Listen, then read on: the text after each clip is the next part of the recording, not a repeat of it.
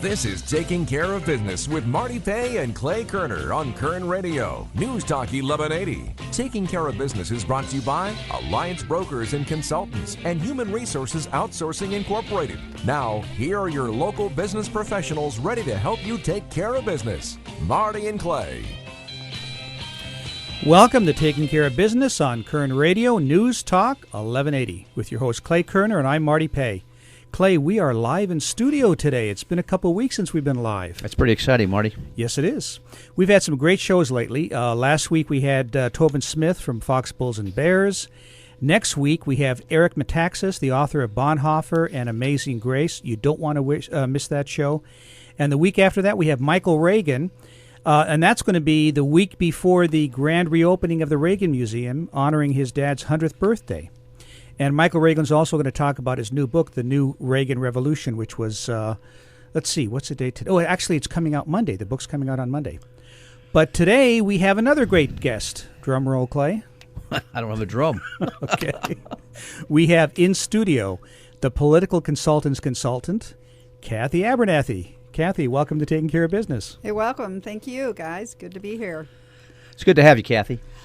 I like to talk politics on a Saturday. That's fun. Make it 7 days a week. This is probably what you do at home on Saturday mornings, Sure right? Sure do. Why don't you tell us a little bit about your background, because you've been involved in politics for a considerable amount of time, going back to Bill Thomas's days.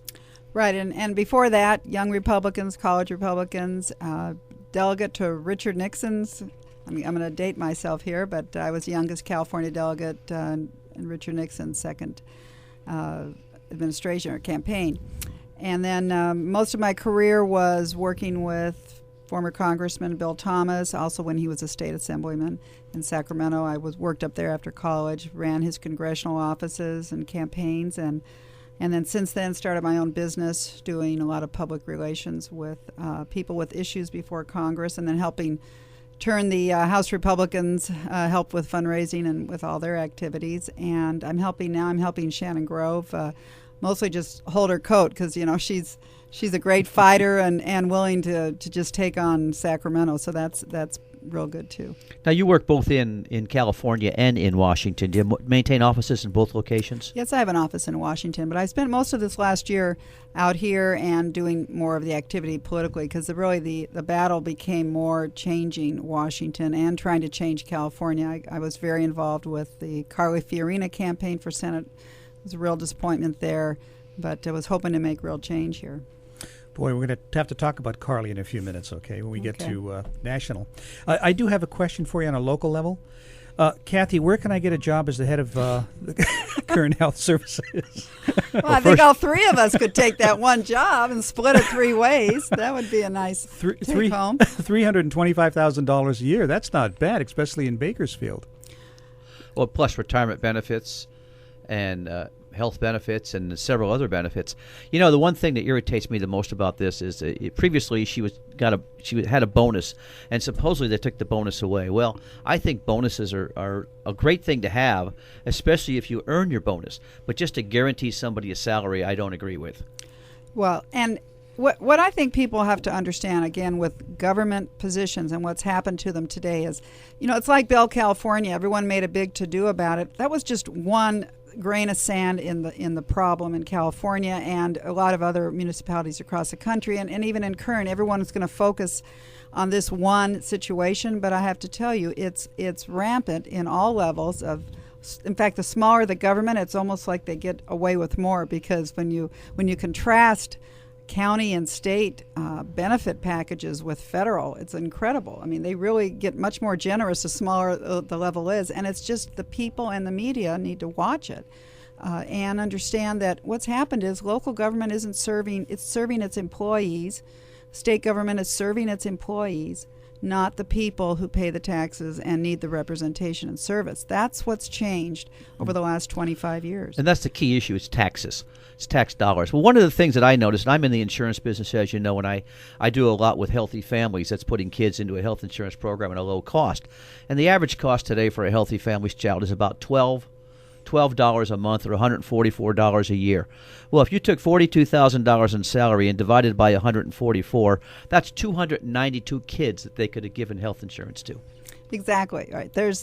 Well, they're going to have to come up with a system of paying employees in the county of Kern and serving the county of Kern's agencies as well as the city government that is responsible and reflects the community and also reflects the fact that the whole point of working in government used to be, it's a secure payment system, and so it's steady pay, and unfortunately you get paid whatever the guy next to you and the guy 10 years ago made in that spot, but you did it because it was something you wanted to serve, but you knew there wasn't any risk to it. Now they have no risk, and they have sweeter pay and benefits than people in the private sector who pay the bill. That isn't the way it was supposed to be, and so government's helping government employees. That's the whole game. Get them elected through government union political activity. Once they get elected, go sit across the table from them and say, okay, this is what we want.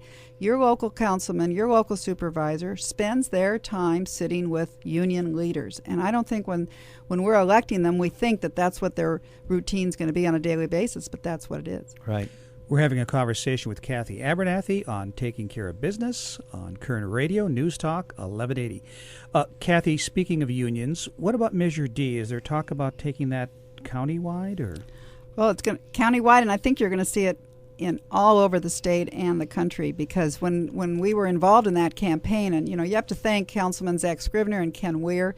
They got this on the ballot and were very wise in doing it, because you need to lock down these pensions in a system where someone doesn't get elected through the union support and then starts voting benefits that they won't have to pay for, but somebody down the line will. This initiative, Measure D, that passed overwhelmingly, and by the way, it was outspent by the union leaders about 10 to 1. Oh, yeah. The people saw through it. They saw exactly what it was, that it was just a level of greed, actually, when you get into pensions that this 3 at 50. And, you're paying folks 25, 30 years to work, then you're paying them, 35 years on the couch. It's a huge amount of spending that no one thinks about as the years go down, except the employee who's expecting it. And the taxpayer is now left with the bag. So, yes, I would hope that we will see in this county a measure to take it countywide, because that will get a little handle on what's going on. Employees pay in like any other pension program. That needs to be done, and make it more responsible. So that let's hope and encourage our county board of supervisors to do that. Mm-hmm. We during the business conference, we interviewed Bob Lowen, and he was talking about the initiative that they're going to try to give it another attempt to get it on the ballot as a proposition. The paycheck protection, yes. paycheck Yeah. protection. Mm-hmm. Yes, and I heard him speak here too. And yes, this is an effort that what you have, people talk about fat cats in politics and big donors and big spending. That has turned today to being public employee unions. They are the big spenders. They were the people who financed Jerry Brown's campaign. They are the people who put in $180 million of public employee mandatory dues to fight Governor Schwarzenegger's reforms that he was trying to do in 2005, and they were successful with that kind of a bank account. They mortgaged their building up there. They took dues early from people to pay for it. Well, this is to say you can't take it in a mandatory way. People have to voluntarily give it. They have to be asked every month or whatever cycle they want to create, and the people have to agree that I want this out of my paycheck to go. And I know a lot of teachers were telling me they didn't like the mandatory part of their dues because it went to the opposite side of them on the same-sex marriage. They were not for same-sex marriage. Their mandatory political dues, paid with taxpayer money, demanded in Sacramento to the legislature. They got their dues increased so that they could get the money to run the campaign against same-sex marriage or against male-female marriage. So yes, there needs to be a protection, and there needs to be a lot more than that, and we can go into that about this whole unionization. Did someone go to college and hope that they get that degree so they could be part of a union bargaining table? I missed that class. They may teach it now. It may be taught. We'll be back in a minute on Taking Care of Business on Kern Radio Newstalk 1180.